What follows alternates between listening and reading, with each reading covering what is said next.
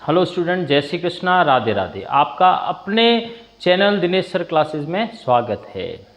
आइए स्टार्ट करते हैं आज मोनोपोली के ऊपर।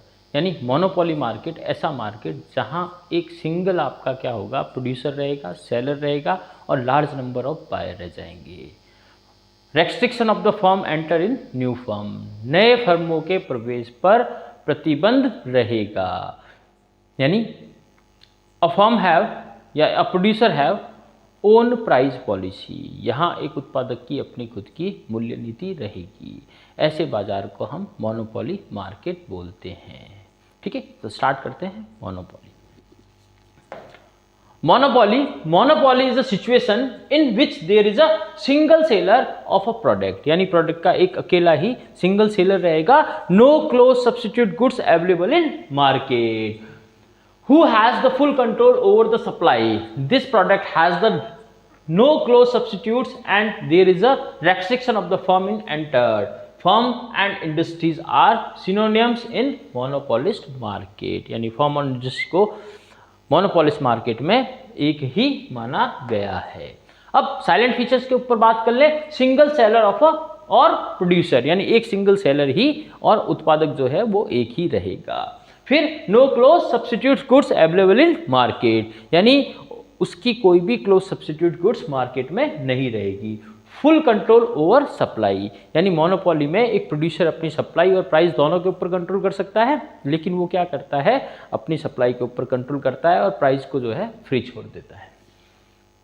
Restriction of the enter of new firm, नई फर्मों के प्रवेश पर पाबंदी रहेगी। ऑन वन फर्म और इंडस्ट्री, एक ही फर्म और एक ही इंडस्ट्री रहेगी। In elastic demand for the product, यानी प्रोडक्ट की जो डिमांड है वो बेलोचदार रहेगी। प्रॉफिट मोटिव रहेगा, मोनोपोली है तो भैया वो प्रॉफिट अर्न करेगा। और प्राइस मेकर होगा, ना कि प्राइस टेकर, यानी इसमें मोनोपोली में एक फर्म अपनी प्राइस को खुद डिसाइड करेगी। फिर उसके बाद में प्राइस डिस्क्रिमिनेशन, यानी प्राइस डिस्क्रिमिनेशन क्या हो गया कि वो दो अलग अलग बायर से अलग अलग प्राइस जो है वो चार्ज कर सकता है।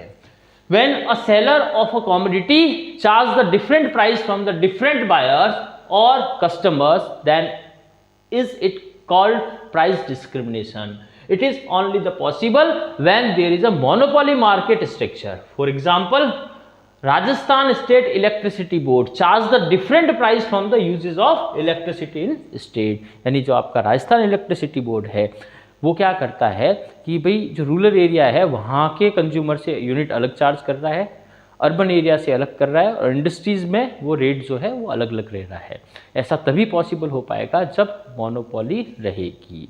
फिर उसके बाद में क्या है, separate average and marginal revenue. तो यहाँ पे मोनोपोली में जब वो डिफरेंट बायर से अलग अलग प्राइस जो है चार्ज करेगा, या वो ज़्यादा यूनिट बेचने के लिए अपनी रेट्स को जो है वो कम कर सकता है, तो AR एवरेज रेवेन्यू और मार्जिनल रेवेन्यू दोनों अलग अलग रहेंगी और हमेशा AR ग्रेटर देन MR रहेगा। ठीक है, तो अब क्या कह रहा है, in a monopoly market structure average revenue and the marginal revenue are different and they slope of downward to the right. AR curve is falling less than the MR, यानी AR greater than MR and AR is above the MR in the market. Okay? फिर उसके बाद बात करेंगे किसकी, equilibrium of the monopolist. तो monopolist या कोई भी फर्म हो जहां उसका प्रॉफिट क्या होगा, मैक्सिमाइजिंग होगा, वहीं वो उसका इक्विलिब्रियम जो है सेट करेगी। उसके लिए दो कंडीशन जो है वो फुलफिल होनी चाहिए, MR इक्वल टू MC और MC cut MR from below. तो देखो पढ़ते हैं, a monopolist in the situation in a position of the equilibrium when he maximizing his profit. Monopoly has to determine not only a quantity of the production but also price of the product. To maximizing the profit, he has to satisfy the following two conditions. Number one, MR equal to MC. Second, MC curve should cut MR curve from below. MC curve जो है MR curve को नीचे से काटते हुए निकले। Under the monopoly, monopolist has reduced the price of the product to the sell more unit, therefore the demand curve AR curve is downward to right and MR curve is always below than the AR। यानी वो क्या करता है कि ज़्यादा unit बेचने के लिए क्या करता है, अपनी प्राइस को कम कर देता है, तो दोनों ही जो है वो राइटवर्ड की तरफ चले जाएंगे और AR हमेशा किससे ज़्यादा रह जाएगा, MR से ज़्यादा रह जाएगा। फिर उसके बाद में equilibrium of monopolist in the short run market. भाई शॉर्ट रन ऐसा मार्केट जिसके अंदर एक प्रोड्यूसर अपने प्रोडक्शन को इंक्रीज करने के लिए केवल किसी एक फैक्टर ऑफ प्रोडक्शन को जो है चेंज कर सकता है, सारे फैक्टर ऑफ प्रोडक्शन को वो चेंज नहीं कर सकता है, इसलिए सप्लाई को डिमांड के इक्वल नहीं किया जा सकता। तो उसे तीन चीजें फेस करनी पड़ सकती है, सुपर प्रॉफिट हो सकता है, नॉर्मल प्रॉफिट हो सकता है और लॉस भी बियर करना पड़ सकता है। तो लिखा है in short run market short run supply can not be changed in response to change in the demand, यानी सप्लाई को आप डिमांड के अकॉर्डिंग चेंज नहीं कर सकते हैं। दस इन मोनोपोली अ मोनोपोलिस्ट में earn a super normal profit, normal profit और लॉस। अब सुपर नॉर्मल प्रॉफिट क्या हो गया, when AR is greater than AC। AR भैया किससे ज्यादा हो, AC से ज्यादा हो। When the average revenue are more than the average cost of equilibrium output level monopolist earn a super normal profit। तो अब उसको क्या होगा भाई, सुपर नॉर्मल प्रॉफिट अगर वो गेन कर रहा है तो किस तरह से डायग्राम बनाया जाएगा, तो डायग्राम हम देख लें। यहां Y, O और X एक्सिस अपन ले लेते हैं। AR और MR दोनों नीचे गिरते हुए रहेंगे और AR always greater than MR। तो यहां पर जो है आपका आउटपुट और यहां पर प्राइस जो है वो डिसाइड हो जाएगी। MC cut MR from below, MC जो है MR को कट करके निकलेगी, तो यहां पर इक्विलिब्रियम पॉइंट आएगा। प्रॉफिट और लॉस की कैलकुलेशन जो है वो AR और AC के डिफरेंस से करेंगे। तो यहां AR हमारा ज्यादा है, AC कम है, तो PENM जो है वो प्रॉफिट निकल के आ जाएगा। ठीक है ना। तो इसको किस तरह से एक्सप्लेन करेंगे, on the OX axis we have the quantity of the product and OY axis price of a commodity. In the above diagram equilibrium condition fulfil at E point where is the MR equal to MC and MC cut MR from below। Profit and loss calculated basis difference basis of AR and AC। In the above diagram AC is less than AR, यानी AR क्या है भाई, ज्यादा है किससे, AC से। तो so firm earn a super normal profit PENM, right भाई। तो ये यहां पे लिखा है, वो आप देख लीजिए एक बार इसको। अब उसके बाद बात कर रहे हैं अपन नॉर्मल प्रॉफिट की। भाई नॉर्मल प्रॉफिट क्या होगा, when AR equal to AC, यानी AR किसके बराबर हो, AC के बराबर हो, तो फर्म को नॉर्मल प्रॉफिट जो है वो होगा। अब नॉर्मल प्रॉफिट में क्या होगा, एक फर्म जो है किस तरह से अपना डायग्राम इक्विलिब्रियम सेट करेगी, तो AR और AC दोनों नीचे गिरते हुए हैं, यहां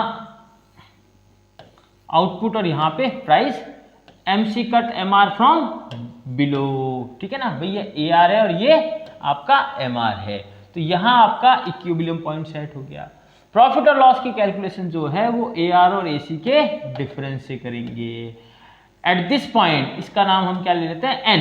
इस पॉइंट पे AR और AC दोनों क्या हैं, बराबर हैं, इसलिए फर्म को क्या होगा, केवल नॉर्मल प्रॉफिट ही होगा। अब इसको किस तरह से एक्सप्लेन करें कि on the OY axis and OX axis।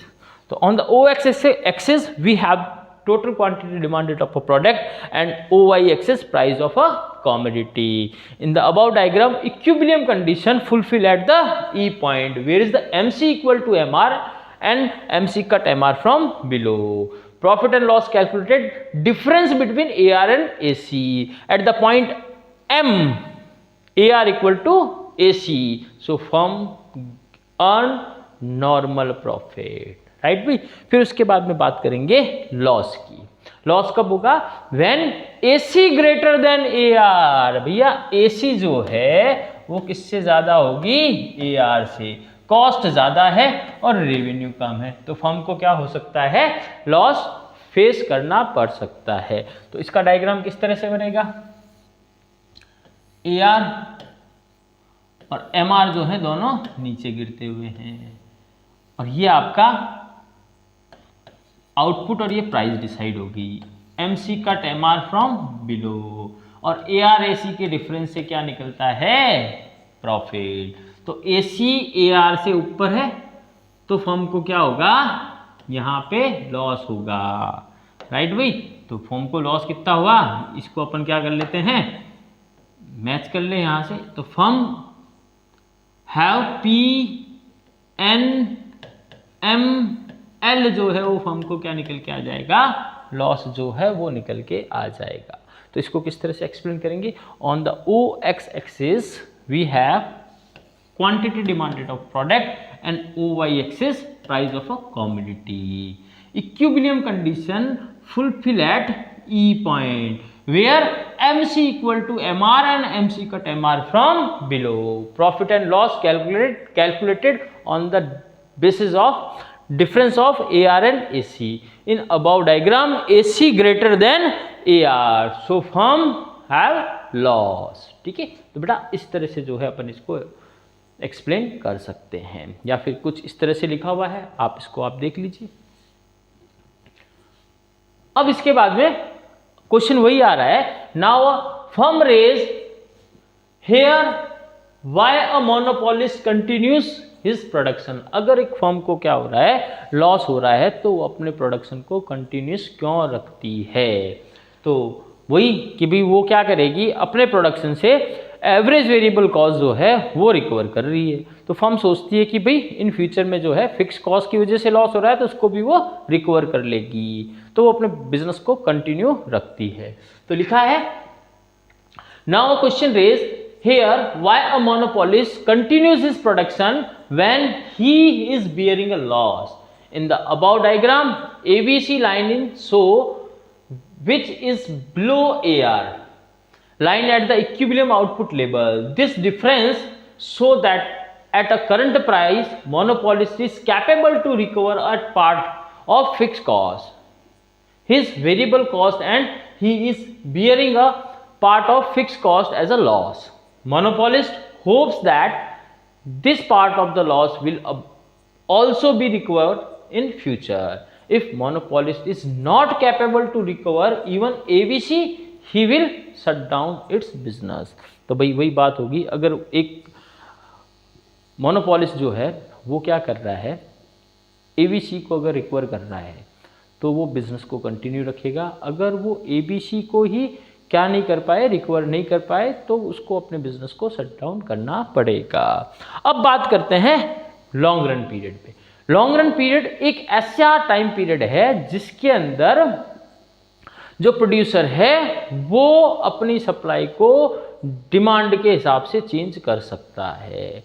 तो मोनोपोली में एक प्रोड्यूसर को हमेशा सुपर प्रॉफिट ही होगा।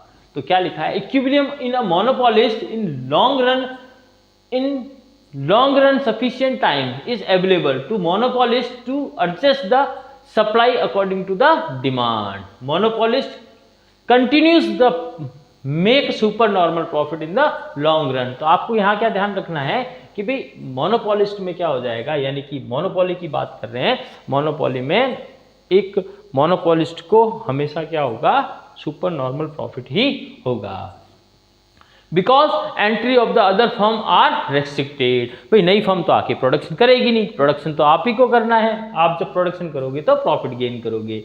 If monopolist make the loss in long run he will shut down the business. अगर उसको लॉन्ग रन में भी क्या होगा, लॉस होगा, तब वो अपने फर्म को बंद कर देगा। ठीक है ना।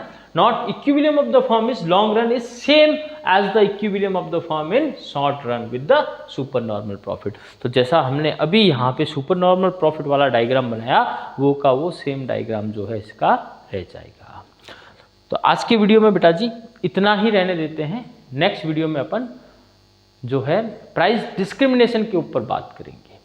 जय श्री कृष्णा, राधे राधे। वीडियो आपको पसंद आया लाइक करिए, सब्सक्राइब करिए। जय श्री कृष्ण।